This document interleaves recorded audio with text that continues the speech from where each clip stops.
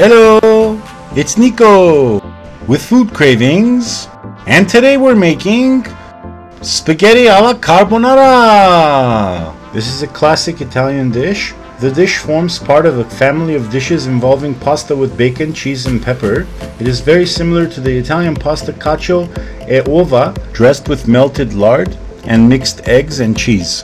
There are many theories for the origin of the name, which may be more recent than the dish itself. Since the name is derived from carbonara, the Italian word for charcoal burner, some believe the dish was first made as a hearty meal for the Italian charcoal workers. In parts of the United States, it is known as coal miners' spaghetti. The dish became popular as it was sought by American officers during the Allied liberation of Rome in 1944. It was described as a Roman dish when many Italians were eating eggs and bacon, supplied by troops from the United States.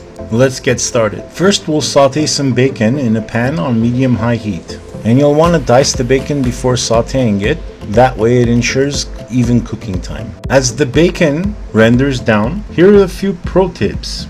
Authentic carbonara isn't made using cream or whole eggs. Only the egg yolks are used. With the bacon finished rendering, we'll add our minced garlic with the heat off, just so that it'll soften. In the meantime, we'll add our pasta to the salted boiling water. Yup, you guessed it, that's also handmade by yours truly. Once it's cooked to our desired consistency, we'll simply drain it in our trusty colander and reserve some of the liquid aside for later. Next, we'll transfer it back into the pot and add to that the bacon, along with the garlic and some of the rendered fat.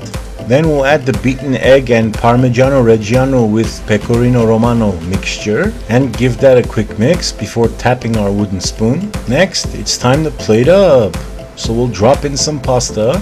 Another pro tip here, the heat from the pasta is enough to cook the raw egg and cheese mixture. Having not been satisfied with the original amount, we'll obviously drop in some more. That looks gorgeous. And now, obviously, it's time to go in for a taste. The flavors of the bacon and the pasta, along with the creaminess of the cheese and egg, are honestly unbeatable. I mean, it's to die for. And that's Chef Nicko style. I hope you've enjoyed this recipe for spaghetti alla carbonara with handmade pasta. It's a great addition to any weeknight meal, or you can also have this for breakfast. For more info and ingredient amounts, don't forget to visit www.chefnicko.blogspot.com. Also, don't forget to like and subscribe, along with sharing this with your friends. Bon appetit and enjoy!